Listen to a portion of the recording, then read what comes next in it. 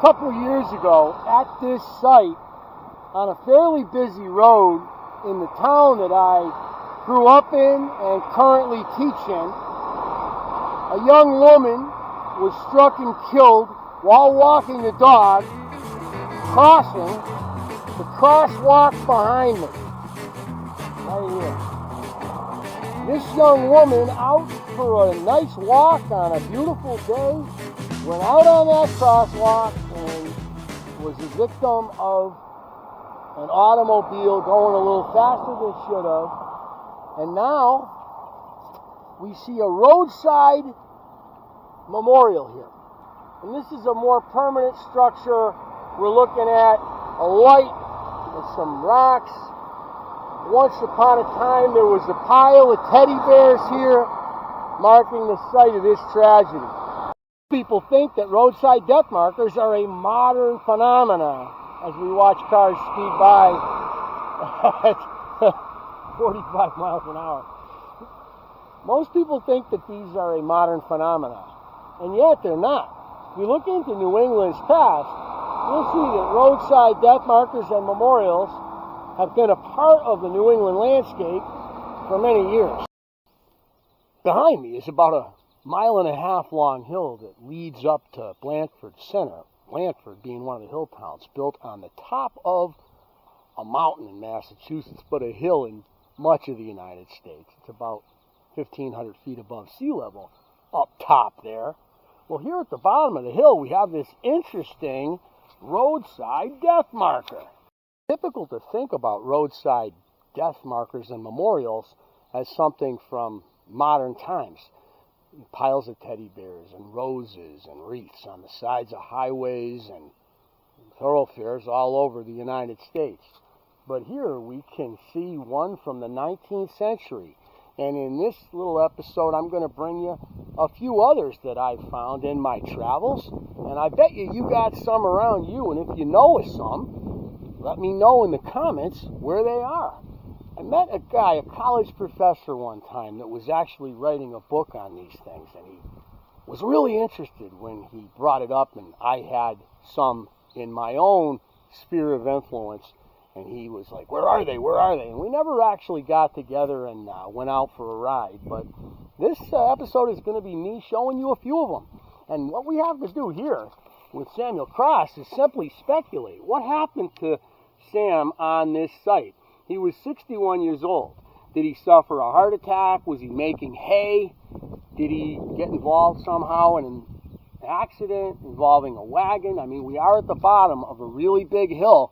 So it's possible his team of horses got out of control and he fell off the wagon.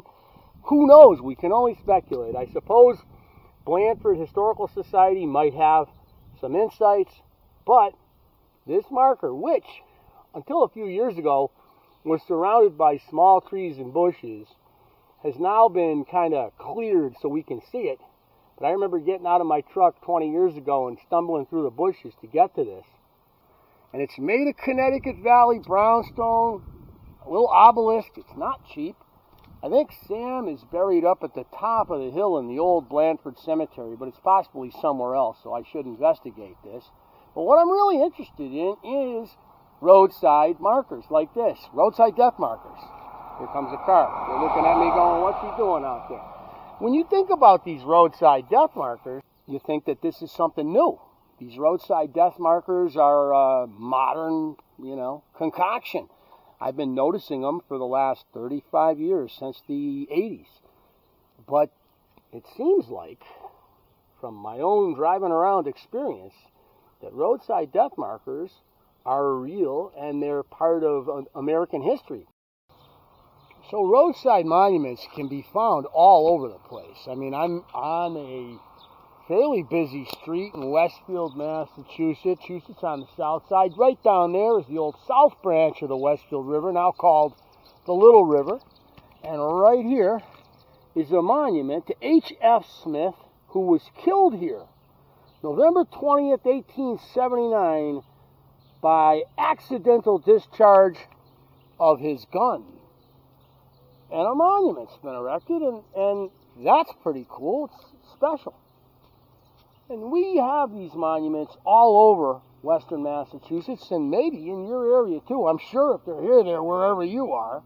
They're often, like this one here, was hit by a snowplow about 25 years ago. And they took it out and they tried to repair it, which they did a little bit of that. It's Connecticut Valley brownstone, so it's a little cracked, but they put a new base on it, and there it is. But most people drive right by it and never take the time to take a look. And so these monuments exist right under our noses as I dodge cars on this fairly busy street here. And that's a lovely McMansion where people are looking at me funny right now. Here's something that's sad to see. This is a June forest, mid-June. And look at all that light getting through the canopy.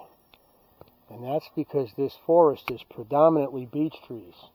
And they're being killed by those nematodes that some say are going to literally eradicate the beech from the northeast forests in the next 30 years.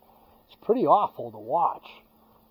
And I don't think there's really much we can do about it. They just discovered the beast that's killing them. So we're going to have to watch like they watch the elm trees die and the chestnuts die. But that's not why we're here. We're here because we want to investigate another roadside memorial, and this is a memorial to Milo B., who was killed here in a fall from a wagon back in 1854. He took a spill and was killed instantly, and this is a tragedy. He was only 11 years old.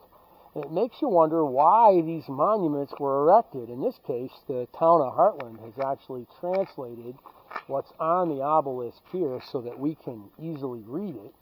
But Milo, the son of Harlow and Mary Coe, died October 18, 1854, age 11. He was found dead in front of this monument, supposed to have fallen from a cart in which he was riding, and instantly killed. Is this monument a warning to other kids and other people to be careful in wagons? I don't know. Why put up a monument of this price out here in the middle of what is still a pretty empty and abandoned area on the border of Massachusetts, which is to our north, and Connecticut to our south? But this is one of several that I know of, and obviously we're making a video about it, and I wonder if you have any near you.